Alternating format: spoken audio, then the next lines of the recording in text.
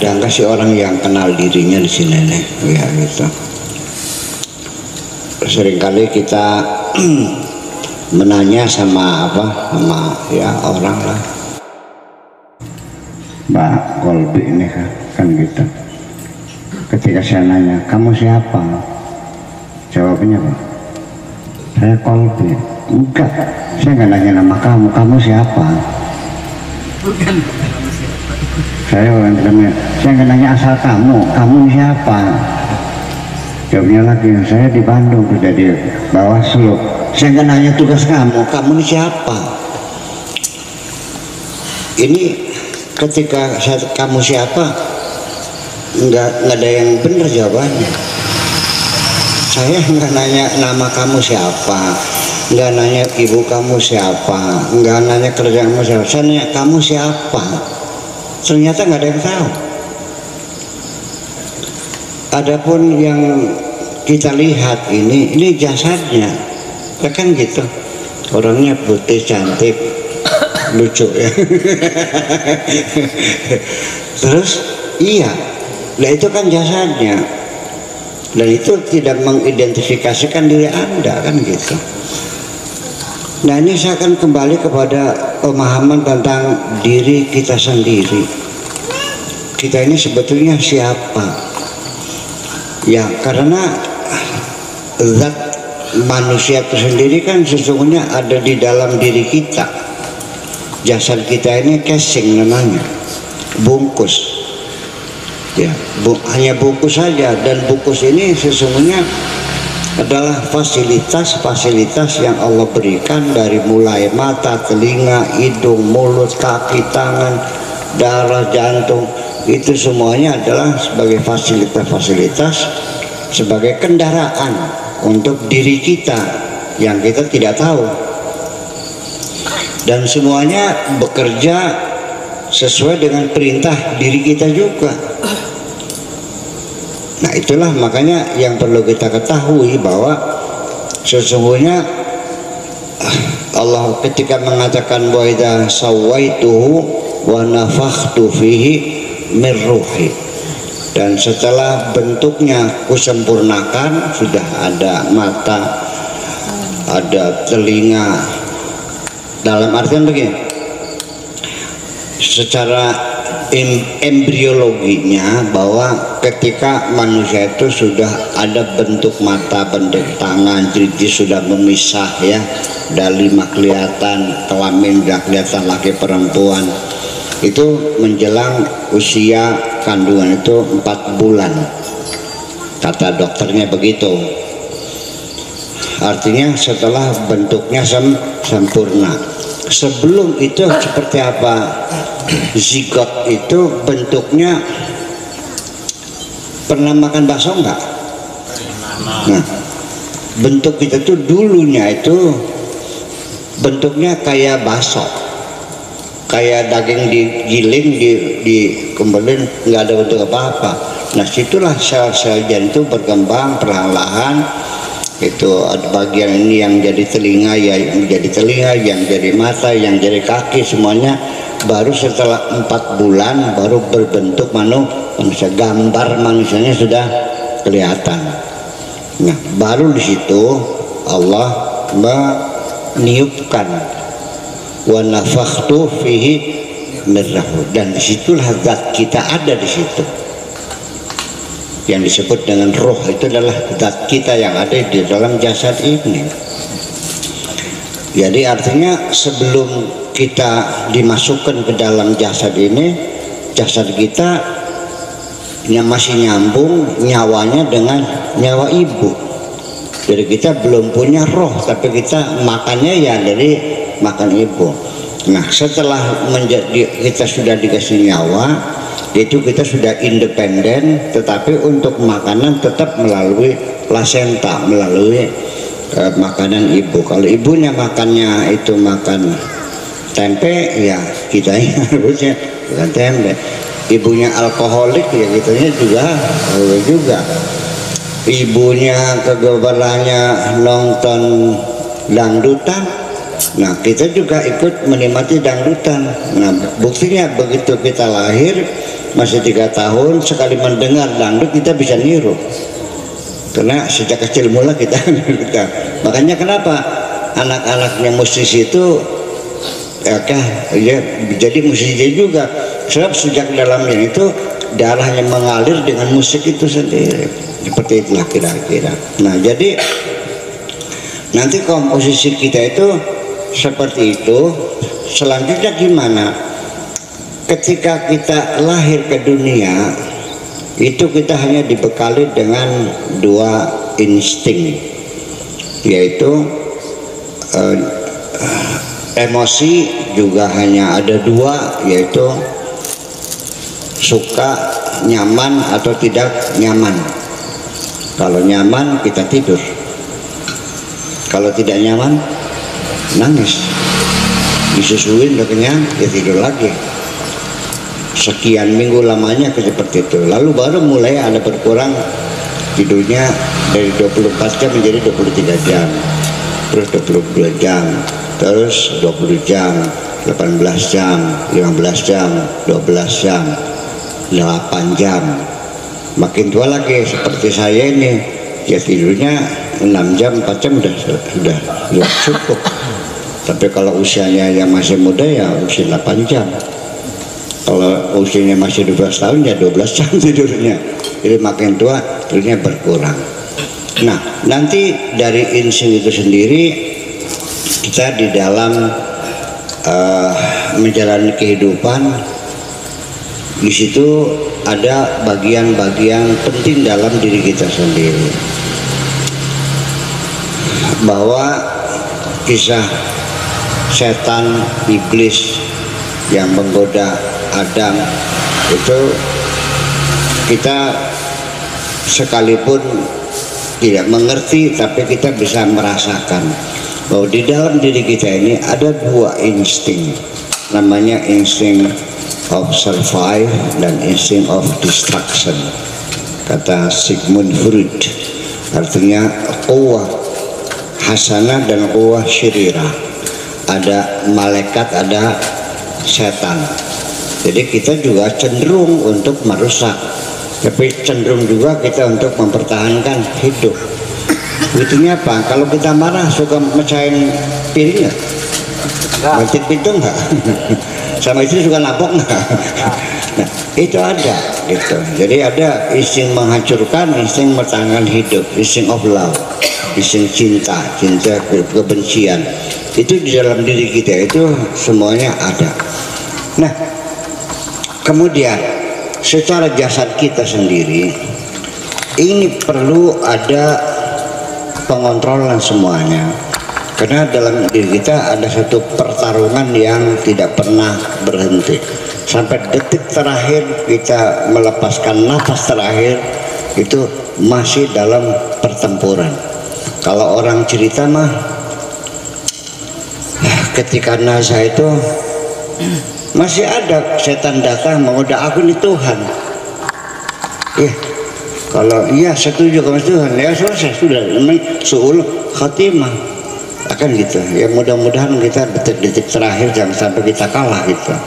Tetapi oleh karena itu sejak awal kita harus mencoba selalu mempertahankan kebenaran ini. Gini, di dalam tubuh kita ini yang selalu perlu diperhatikan.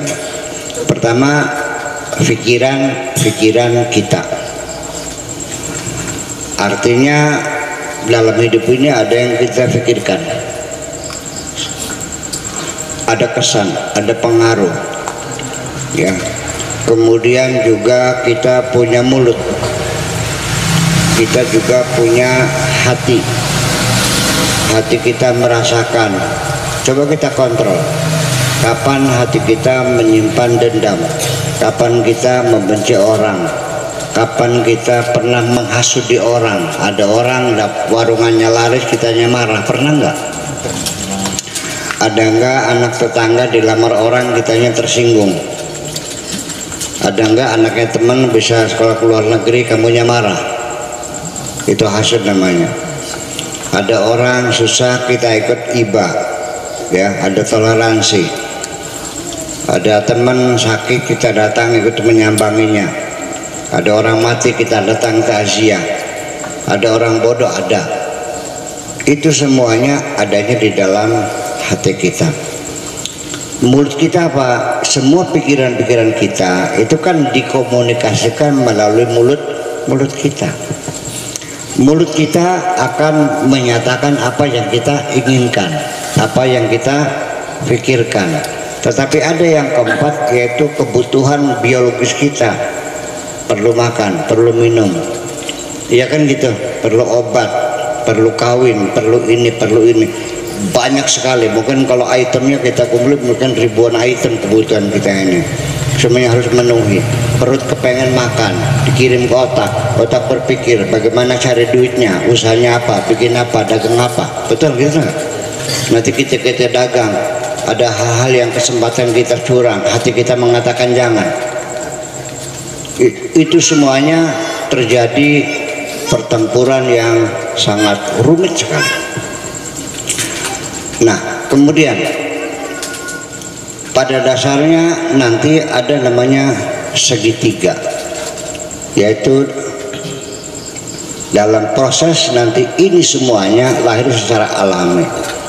Otak kita setelah lahir bisa meningkat gak? Meningkat kalau belajar, kalau enggak ya enggak. Perasaan kita juga sama, kalau tidak belajar ya kita seperti binatang juga. Anak juga dimakan sendiri. Ada ke binatang makan anak sendiri? Iya. Manusia ada nggak ya makan anak sendiri? Ada dimakan sendiri, anaknya kan nggak tahu. Itu kan karena demikian. Nah, bisanya pikiran kita menjadi cerdas, ada pembelajaran. Jadi Allah memberikan insting itu dasarnya seperti itu. Tetapi nanti perkembangannya ditentukan melalui proses iktisab. Makanya ghoriza itu ada ghoriza asliyah, ada ghoriza muktasabah. Artinya insting yang diupayakan, dididik. Kalau kita dulu tidak pernah dicebokin orang tua, mungkin sampai sekarang kita nggak tahu cebok. Kalau orang tua tidak mendidik kita berbahasa, mungkin kita bicaranya kayak anjing juga gonggong. Ya. Kalau kita tidak belajar dengan hati kita mengenal norma-norma yang ada, kita yang menjadi ya primitif ya seperti itu. Semua dimakan, ular dimakan, semuanya dimakan. Nah, itu semuanya ada proses namanya segitiga itu, yaitu adanya murid, ada mursyid, dan ada manhaj. Kadang-kadang gurunya bagus, muridnya cerdas bagus, tapi manhajnya nggak bagus, sehingga akhirnya pendidikan bertahun-tahun tidak ada perkembangan, yang berbodoh baik. Muridnya bagus, gurunya nggak bagus, ya nggak tercapai juga.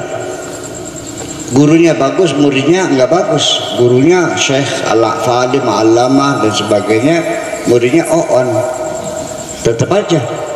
Nah, sehingga itu terutama dari mana? Mursyid itu bukan hanya seorang guru saja, tapi juga orang tua, guru di sekolah, masyarakat. Itu semuanya akan memberikan nilai-nilai kepada kita.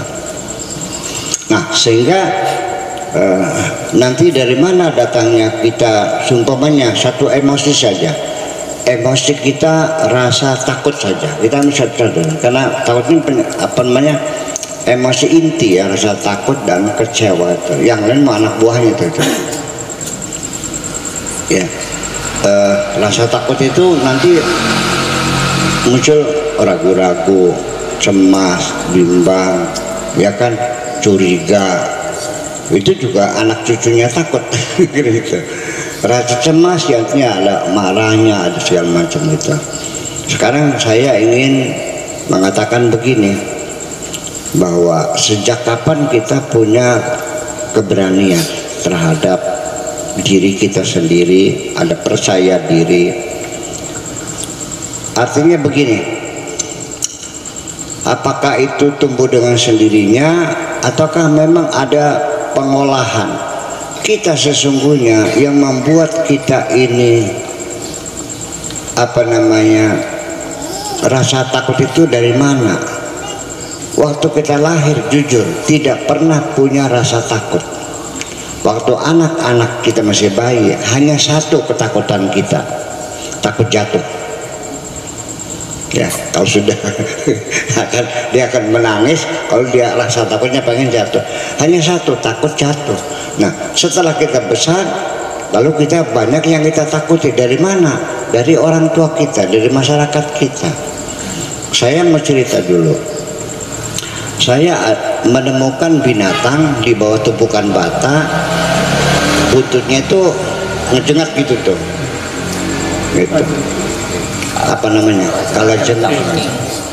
Warnanya putih karena di dalam bata saya. Saya nggak tahu itu kalajeng itu. Saya main-mainin. Dan saya nggak pernah digigit, enggak ya, kantongnya ini kan lucu, buntutnya terbalik-balik begitu tuh. Baru setelah ada kakak saya, Kang Sadia, yang di bawah badan tuh, dia menjerit-jerit, banyak apa itu, gitu. Itu kalau cukup yang berbahaya. Saya baru tahu, jadi ini berbahaya. Setelah berbahaya, itu punya racun, baru ada rasa takut. Jadi yang membuatkan kita, siapa yang nakut-nakut kita? Ya orang tua kita, masyarakat kita. Dulu kita nggak punya rasa takut kok. Nah, baru setelah takut, baru bisa digigit apa dia untuk dulu mangga kok. Nah, itulah persoalannya. Termasuk juga takut sama hantu. Nggak ada, kita dulu nggak pernah takut hantu kok. Orang tua kita yang mengajarkan hati hantu. Karena kita nggak pulang-pulang, udah malam nggak pulang-pulang, awas tuh ada sandakala aja, kayak gombel. Ya sebetulnya sampai sekarang juga apa-apa, saya yakin nggak pernah ngeliat kayak gombel kayak apa tuh. Tapi terbentuk rasa takut itu. Nah itulah. Jadi lalu sesungguhnya lagi, saya mau nanya, ketika bapak-bapak itu dikawal, seorang pejabat dikawal oleh bodyguard 5 orang bawa pistol, berani nggak dia pergi keluar? Ini karena ada bodyguard. Oke. Orang yang dulu dengan kesombongan intelektual tidak mengatakan apa itu sihir, itu bid'ah semuanya, itu apa itu semua bohong, itu setan, jin, nggak ada itu semuanya. Oke. Itu hanya kesombongan intelektual, tetapi sudah terekam dalam pikiran dia rasa takut itu sebetulnya ada, cuma dia kesombongan aja. Nah nyatanya ketika dia melewati kuburan, bulu romanya meremang-remang gitu, perantang perinting, akhirnya balik lagi kok. Kenapa? Takut, katanya nggak ada. Jadi banyak kali orang mengatakan tidak ada, tapi ternyata takut juga. Nah, ketika dia rasa takut semacam itu, akhirnya ditemani oleh 10 orang bawa patromak 5, bawa genjering 5, lewat kuburan yang besar tuh. Patromak 5, genjeringnya 5, sama tola al-badruannya. Hilang gak rasa takutnya? Hilang, karena merasa banyak temannya. Tapi hilangnya rasa takut itu palsu. Kepercayaan dia ada yang melindungi itu palsu sesungguhnya. Pengen tahu buktinya? Andai kan betul-betul ada macan, wow, ini 10 orang yang ngawal dia pada lari nggak? Menyelamatkan dia nggak? Enggak kok. Ujung-ujungnya enggak. Tetap akhirnya yang menyelamatkan ini Allah kok. Jadi dari mana rasa takut kita? Rasa takut kita itu sesungguhnya adalah karena kita merasa sendirian sebetulnya. Ketika kita banyak temannya takut enggak? Ya enggak. Jadi yang menghalau ketakutan kita karena kita merasakan ada orang lain yang bisa menolong kita. Ternyata itu palsu.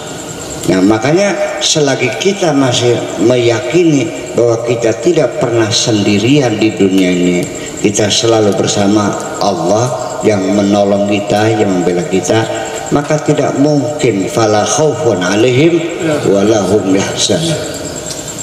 Waliullah itu orang kekasih Allah yang yakin kemana saja selalu bersama Allah, maka tidak mungkin ada rasa takut. Aina ma tuwallu wujuhakum fathamma wajhullah, menghadap kemana saja selalu wajah Allah yang ada. Ketika kita sendirian dengan siapa? Ya dengan Allah. Malah kita kemana saja ada dua malaikat yang selalu standby di samping kita, namanya Raqib dan Atid. Yakin nggak? Nah, kenapa Anda takut? Karena Anda nggak yakin bahwa ada yang mendampingi kamu, kan gitu. Dan Anda ya kurang yakin bahwa yang melindungi dirimu adalah Allah juga. Di sini kita terjadi terombang-ambing. Karena itulah maka secara khusus dalam surat Al-Kahfi ya, bahwa ketika kita berkumpul bertiga, tidak bertiga, tapi kita berempat. Yang keempat siapa? Allah. Wa ma min najwa thalathatin illa huwa rabi'uhum. Ketika kita berempat, apa hanya berempat? Tidak, berlima. Yang kelima siapa? Allah. Wa ma min arba'atin illa huwa khamisuhum. Wa min khamsatin illa huwa sadisuhum, dan seterusnya. Sekarang kita berapa? Ada 40 orang, enggak 41. Yang siapa? Ya Allah bersama kita. Jadi selalu ketika kita sadar selalu bersama Allah, maka tidak mungkin kita akan merasa takut sama sekali. Nah, kesadaran bersama Allah itulah sesungguhnya yang menjadi persoalan besar. Kita yakin atau tidak yakin. Kita beranggapan sudah yakin, ternyata belum. Banyak orang yang sebetulnya belum pintar sudah ngerasa, banyak orang yang belum benar ngerasanya sudah, ada orang yang belum kaya ngerasanya sudah kaya. Itu selalu kita oleh perasaan-perasaan kita yang tidak sesungguhnya semacam itu.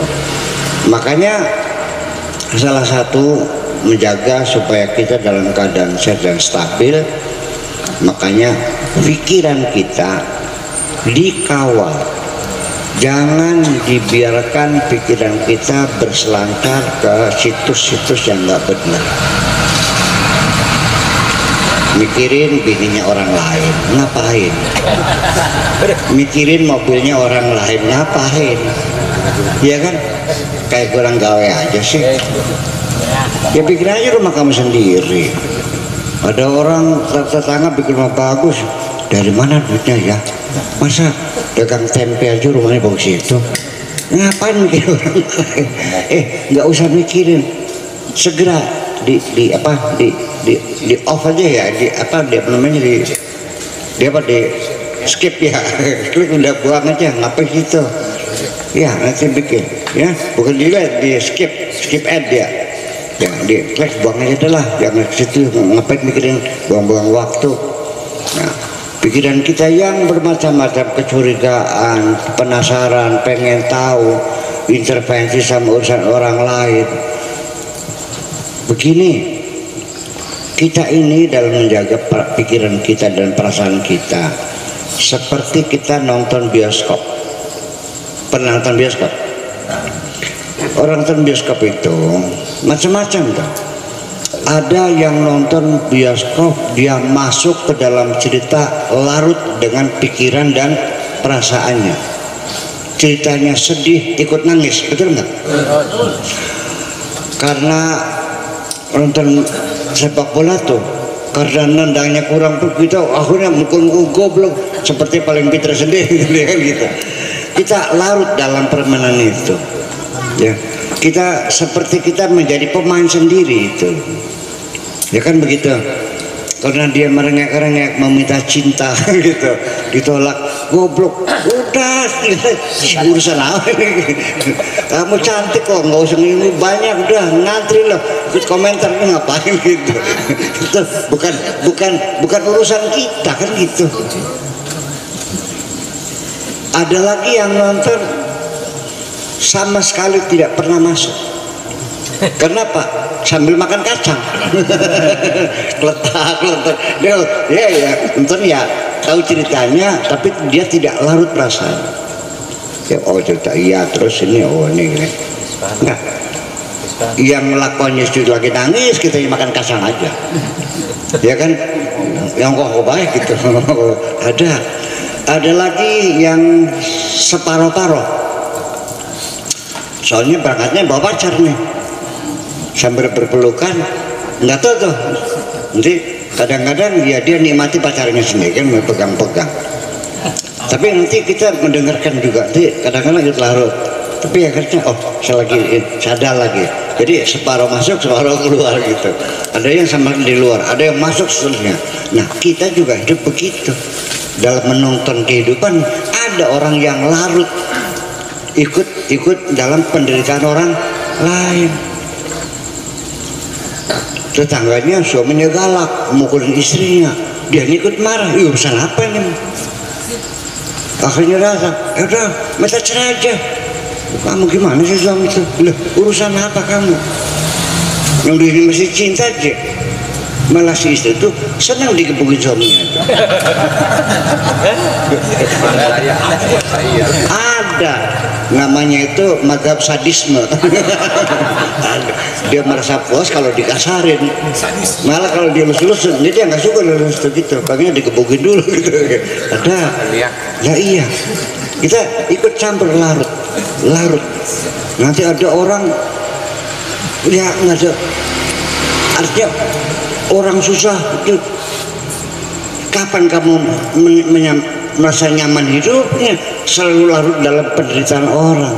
Berpartisipasi boleh, ya kan gitu. Orang susah, sedang sakit, kamu nggak usah ikut nangis, nggak usah. Ya tinggal cari duit gimana caranya, nggak aja patung teman-teman, tolong ada orang sakit, kan begitu. Ya kalau kita punya koneksi rumah sakit, ya telepon pada dokter ada orang sakit, tolong dah, biayanya nanti saya tanggung, kan gitu. Kan bisa saja, tapi kita nggak usah larut. Nah, saya kira seperti itu. Dalam kita itu pikiran kita semacam itu. Perasaan kita juga sama kita bimbing. Yang kebutuhan juga kita ada syariat namanya. Bahwa ini tidak boleh dimakan, ini boleh dimakan. Nipu orang nggak benar, itu kita kebutuhan. Nah kebutuhan juga sama. Kalau kita tidak membimbingnya dengan benar, kita akan menghalalkan segala macam cara. Ya kan, di malam hari berdua dengan cewek, nggak ada orang lain, di puncak ngapain? Iya kan? Nah, ketika sedang kehajatnya sedang memuncak, ketika di puncak syahwatnya, secerdas-cerdasnya orang kalau sedang bersahwat jadi goblok, dungu jadinya. Masa depan dia lupa, anak istri lupa, dan itu terjadi berulang-ulang. Nah makanya secara syariat kita dengan lawan jenis itu bukan tidak boleh berhubungan, silakan, ya kan gitu. Kita kerjasama, kita kenal, saling menghormati boleh, tapi jangan terlalu intim banget.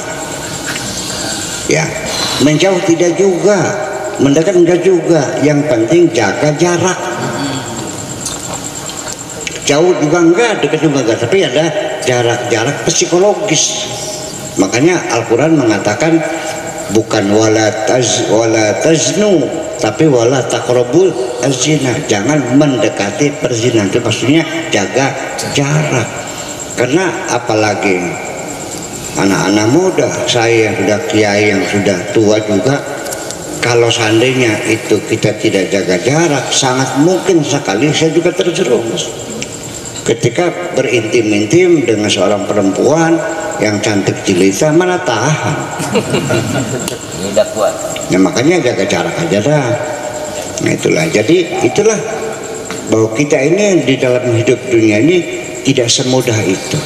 Untuk mengenali zat kita ini sampai sekarang belum jelas. Sibuk kita mikir kebutuhan, sibuk kita dengan orang lain, sibuk kita menyimpan dendam dan kebencian, sehingga kita jarang pernah merenungi diri kita sendiri.